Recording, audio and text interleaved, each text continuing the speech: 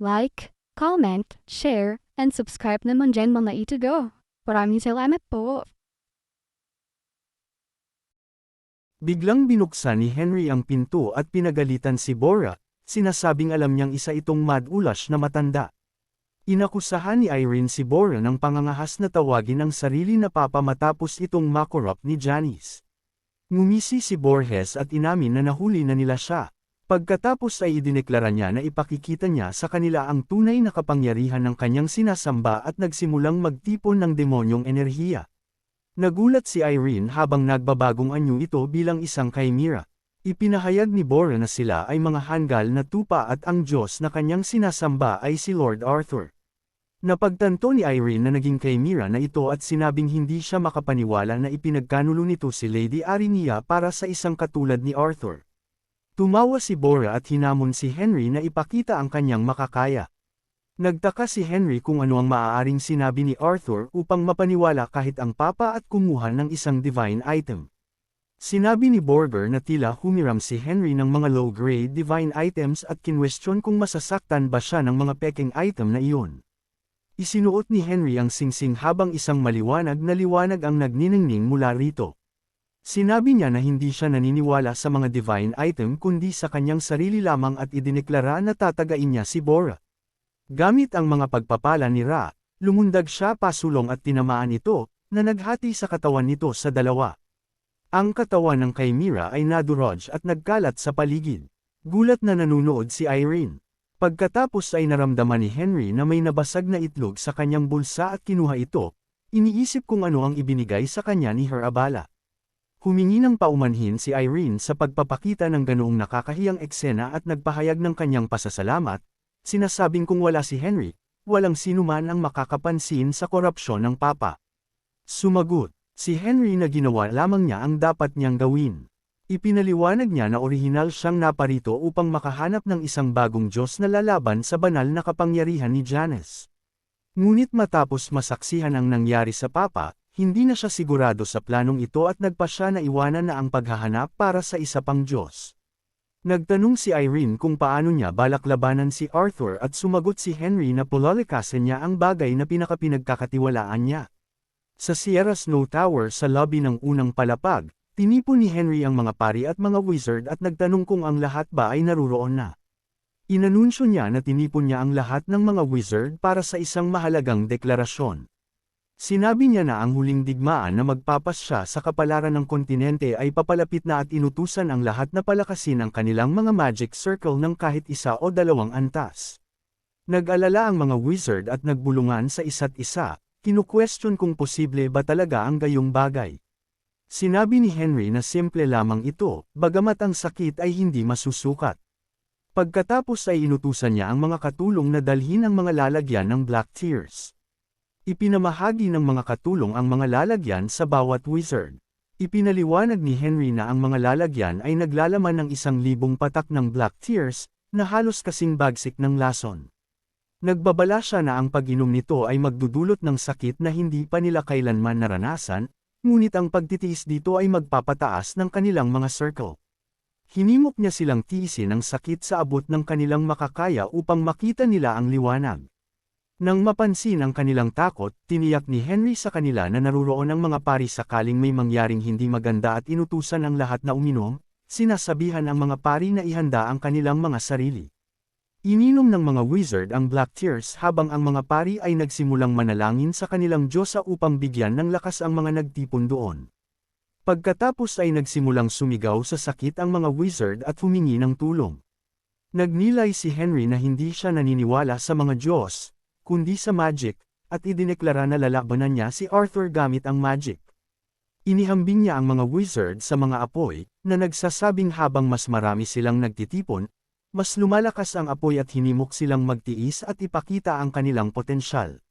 Pagkaraan ng ilang oras, ang mga priestess ay mukhang pagod na pagod at hiningal habang ang mga wizard ay bumagsak sa lupa. Nang makitang umusad ang kanilang mga circle, sinabi ni Henry na ang lahat ay matagumpay na naging isang 7th Circle Wizard. Nagpasalamat siya kay Irene at idinagdag na mayroon pang isang tao ang natitira. Ang susunod sa mga yapak ng kanyang master bilang isang 8th Circle Wizard, at iyon ay ang kanyang sarili. Ang lahat ng mga Saint-Esses ay pinalibutan si Henry at bumuo ng isang magic circle sa ilalim nila. Nakiusap si Henry sa kanila na alagaan siyang mabuti upang maabot niya ang 8th circle. Pagkatapos ay ininom niya ang lalagyan ng black tears. Bigla siyang nakaramdam ng matinding sakit sa kanyang puso at napaupo. Nanalangin si Irene sa kanyang Diyosa upang bigyan siya ng lakas. Napagtanto ni Henry na ang sakit ay higit pa sa imahinasyon. Isang luntiang liwanag ang nagsimulang lumitaw mula sa magic circle. Ang itlog sa bulsa ni Henry ay lalong nabasag. Nakaramdam si Irene ng isang banal na aura sa kung saan. Pagkaraan ng ilang sandali, naglaho ang liwanag at tumayo si Henry, ang kanyang itsura ay ganap nang nagbago. Inanunsyo niya na naabot na niya ang 8th circle at nagpasalamat sa lahat. Lumuhod si Irene at yumukod bilang paggalang, binabati siya sa kanyang tagumpay. Nagnilay si Henry na sa wakas ay nabawi na niya ang kapangyarihan ng 8th circle at naisip na dapat niyang baguhin ang kanyang itsura dahil nakakahiya ito. Binago niya ang kanyang itsura gamit ang magic at may napansin sa kanyang bulsa. Nakita niya na ang itlog ay ganap ng nabasag at isang perlas ang lumabas mula rito. Napagtanto niya na ito ang perlas sa loob ng itlog na ibinigay sa kanya ni Herabala at nagpa siya na suriin ito mamaya dahil nakamit na niya ang kanyang layunin na maabot ang 8th circle upang harapin si Arthur. Makalipas ang isang buwan sa Mushu meeting room, binati ni McDowell si Ronan na sinasabing matagal na silang hindi nagkikita at narinig niyang nagsanay si Ronan ng isang buwan kasama ang kanyang ama sa Porim Family Swordsmanship para labanan si Arthur. Kinumpirma ito ni Ronan. Sinabi ni McDowell na gaya ng inaasahan mula sa isang taong inirekomenda ni Henry, inaabangan niya ang pakikipaglaban ni Ronan kay Arthur. Sumang-ayon si Ronan. Nagtanong si King Ington kung naging maayos ba ang kanilang pagtuturo ng swordsmanship sa kanyang kamahalan na si Her-Arian. Tumanggo sila at sinabi ni King Ington na inaabangan niya ang mga kasanayan ni Her-Arian. Pagkatapos ay pumasok si Henry at binati ang lahat na nagsasabing umaasa siyang nasa mabuti silang kalagayan. Habang pumapalibot ang kanyang aura sa kanya, nagtanong siya kung dapat na ba silang bumalik sa usapin. Nagulat si King at sinabing nakakaramdam siya ng mas makapangyarihang aura kaysa dati. Naobserbahan din ni Her-Arian na ginawa ni Henry ang lahat sa loob ng isang buwan at naabot na niya ang antas na walang sinumang mangangahas na abutin. Naramdaman ni Henry na naging isang swordmaster na si Ronan. Gayun din, naramdaman ni Ronan ang nag-uumapo na aura ni Henry at binati siya. Nagpasalamat si Henry kay Ronan at kinilala na dumaan din si Ronan sa maraming pagsubok at hinimok nila ang isa't isa na gawin ang kanilang makakaya. Pagkatapos ay naupo si Henry at sinabi na sa paglubog ng araw ay sama-sama silang magtutungo sa Lizark Hell. Inutusan niya ang lahat na hawakan ang mga divine item na malapit na niyang ipamahagi, na nagpapaliwanag na ang mga apostol ay puno ng banal na kapangyarihan at hindi madaling matatalo kung wala ang mga item na ito. Idinagdag niya na walang nakakaalam kung bakit sila inimbitahan ni Arthur sa lugar na iyon at inamin na hindi niya alam kung gaano karaming puwersa ang dapat nilang dalhin. Nagtanong si Her-Arian kung bakit hindi gamitin ni Henry ang kanyang teleportation spell. Sa sandaling iyon, nagtipon ang demonyong enerhiya at lumitaw si Arthur, binati si Henry at sinabing gusto niyang ang mga taong ito lamang ang dalhin ni Henry sa Lizark Hell. Nagbanta si Arthur na kung babole-wale ng kanyang mga salita, gagawin niyang mga apostol ang lahat ng natitirang tao sa kontinente. Tumawa siya at hinimok silang magmadali, sinasabing hindi niya alam ang kanyang gagawin kung sakaling mainip siya. Galit na sumigaw si Henry sa kanya, ngunit naglaho si Arthur at isang teleportation gate patungong Lizark ang lumitaw sa harap nila. Nagkomento si Her-Arian na gusto ni Arthur na dumaan sila sa gate. Pagkatapos ay nagtanong si Henry kung handa na ang lahat.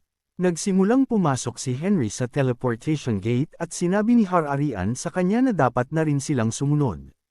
Dumating sila sa paanan ng Lizark Hills at ang mga kapatagan ng Habad, at ang teleportation gate ay sumara sa likuran nila. Ang buong kapatagan ay nagsimulang mag-apoy. Gumamit si Henry ng magic shield upang protektahan ang lahat, na ikinulong sila sa loob nito. Nagtaka si Her-Arian kung ano ang nangyayari. Isang lalaki ang lumitaw at nagtanong kung kumusta ito, isiniwalat na ang mga apoy ay kanyang atake, at nag-aangking siya ang dakilang lakan. Galit na nagtanong si Van kung siya ba ang sumunog sa Ankle Man. Sumagot si Litkin na ang Anklamen ay kanyang obra maestra. Pagkatapos, ay lumitaw si Narva kasama ang iba pang mga apostol at ngumisi, ipinaliliwanag na silang lahat ay lason. Sinabi niya na ang 9 na apostol ay ipinadala ng makapangyarihang Lord Arthur upang itapon ang mga basura na sa katunayan ay naging 8 dakilang apostol na lamang maliban sa patay at walang kwentang Sigerslonger, at inangkin niya na siya ang nagtapon ng basura sa Anklamen. Ipinakilala niya ang sarili bilang ang dakilang Narva. Itinigil ni Henry ang magic shield at ipinaliwanag na muli niya itong ina-activate habang naglalagay ng protective magic shield sa paligid ng katawan ng bawat isa upang hindi nila kailangang mag-alala at malayang makakilos. Si Van, sa inis, ay lumapit kay Narva at pinagalitan ito. Hinarang ni Narva ang taga ni Van at hinampas ito gamit ang kanyang tentacle. Nagawa ni Van na makakapit sa pamamagitan ng pagbaon ng kanyang espada sa lupa at pag-slide pabalik. Sinabi ni Narva na siya ang dakilang Narva, hindi isang chimera, at nagpahayag ng pagkabigo. Idinagdag na isang mamamatay na basurang bag ang tumawag sa pangalan ni Van, na nagpaniwala sa kanya na malakas si Van. Muling sinubukan ni Van na tagayin si Narva, ngunit iniwasan ito ni Narva at itinulak siyang muli pabalik. Sinabi ni Narva na iPad-adala rin niya si Van sa kanyang patay at walang kwentang kaibigan. Nagngit-ngit ang mga ngipin ni Van at napagtanto na gaya ng sinabi ni Henry, hindi tatalab ang kanyang mga atake kung wala ang kapangyarihan ng isang divine item. Kaya isinuot niya ang divine ring. Sumugod si Narva sa kanya na nagsasabing walang magagawa si Van sa ganoon kainang atake. Sa gulat ni Narva, nagawa ni Van na mahiwa ang kanyang braso. Nagtaka si Narva kung paano ito naging posible. Napagtanto ni Van na gumagana ang kanyang mga atake at nagsimulang sunod-sunod na tag-in si Narva. Sa huling taga, hinati ni Van ang katawan ni Narva sa dalawa. Tiningnan niya ang nahiwang katawan at sinabing para iyon sa Anklamen at kay Hans. Lumapit si Henry kay Van at nagtanong kung maayos lang ang pakiramdam nito. Sumagot si Van na maayos siya at hindi pa siya kailanman nakaramdam ng ganoong kalaya. Idinagdag na ang divine item ay mahusay at handa siyang maniwala kay Rom kung kinakailangan. Itinaas ni Henry ang moral ng lahat at sinabihan silang magsama-sama at paksain ang mga apostol. Nagtaka si Litkin kung ano ang kaka-rating lang na nangyari. Ang grupo ni Henry ay sumugod sa mga apostol, sinasabing wala na silang dapat ikatakot at dapat na nilang talunin ang mga ito. Biglang isang itim na hamog ang bumalot sa kanila, at lumayo si Henry sa grupo. Pagkaraan ng ilang sandali, natagpuan ni Henry ang kanyang sarili na nag-iisa at nagtaka kung ano ang nangyayari. May tumawag sa kanya mula sa likuran at lumingon si Henry at nagtanong kung sino ito. Lumitaw si Drain at ipinakilala ang kanyang sarili. Sinabi ni Henry sa kanya na kung hindi niya siya agad ibabalik sa kanyang mga kasamahan, papatayin niya ito sa mismong lugar. Sinabi ni Drain na nagulat siyang marinig na si Henry ang nakatagong disipulo ng dakilang wizard dahil naniwala siya na ang dakilang wizard ay hindi kailanman magbabahagi ng kanyang kaalaman. Inilarawan niya ang dakilang wizard bilang matalino at mapagkawang gawa, ngunit tao pa rin at may kamalayan sa mga matang nakamasid. Nagtaka si Henry kung ano ang pinagsasabi ni Drain at kung sinasabi ba ni Drain na sinubukan nitong sarilinin ang lahat. Sinabi ni Drain na nilimitahan ng dakilang wizard ang iba't ibang paraan upang paunlarin ang magic. Itinaas ni Henry ang kanyang kamay, nag-ipon ng magic, at sinabing masyadong maraming kalokohan ang sinasabi ni Drain at hindi nakarapat-dapat pakinggan. Gumamit siya ng bolt magic at inatake ito. Mukhang hindi nasaktan si Drain at sinabing hindi pa siya tapos magsalita. Nagtaka si Henry kung paano. Nananatiling buhay si Drain sa kabila ng pagtama sa kanya. Sinabi ni Drain na ipinagbawal ng dakilang wizard ang lahat ng pag-aaral ng black magic, kabilang ang mga eksperimento sa tao, at iniutos na tugisin ang mga black wizard sa buong kontinente, habang ipinagbabawal din ang lahat ng kaugnay na aklat. Nagtanong si Henry kung ano ang ibig sabihin yon. Sumigaw si Drain na ito ay isang kasalanan, na nagsasabing hinarang ng dakilang wizard ang paglaki ng ibang mga wizard dahil mas mataas ang kanyang circle at pinatay ang mga inosenteng wizard na may iba't ibang interes. Idinagdag niya na mula noon ang Magic Tower ay pumasok sa isang madilim na panahon at tanging si Lord Arthur lamang ang nakauunawa sa kanya at nagbukas ng landas para sa kanya. Itinaas ni Henry ang kanyang kamay sa pag-aakalang ang pakikipag-usap sa isang katulad ni Drain ay sayang lamang sa oras at nagpakawala ng isa pang atake, na nagsasabing masyadong nakakabagot ang kwento ni Drain. Gumamit siya ng lightning magic at naghagis ng mga lightning shard dito. Matapos makita ang refleksyon ng kidlat, nagtaka si Henry kung nakaligtas na naman ba si Drain. Pagkatapos ay nakita niya si Drain na nakahiga sa lupa at inakalang hindi ito nakaligtas. Biglang lumitaw si Drain sa likuran ni Henry at ipinatong ang kanyang kamay sa balikat ni Henry. Lumingon si Henry at nagtaka kung ano ang ginawa ni Drain, sinasabing nakita lang niya ang patay na katawan ni Drain. Sumagot si Drain na tama ang nakita ni Henry at ipinaliwanag na maaari siyang patuloy na mabuhay muli matapos magpalit ng balat. Sinabi niya na tinatawag niya ang prosesong ito na reborn at isa itong kapangyarihan na nakuha niya sa kanyang sarili. Nagulat si Henry nang marinig ito. Nagtaka si Henry na nakalikha si Drain ng isang paraan ng muling pagsilang at kinilala na ito ay kahanga-hanga.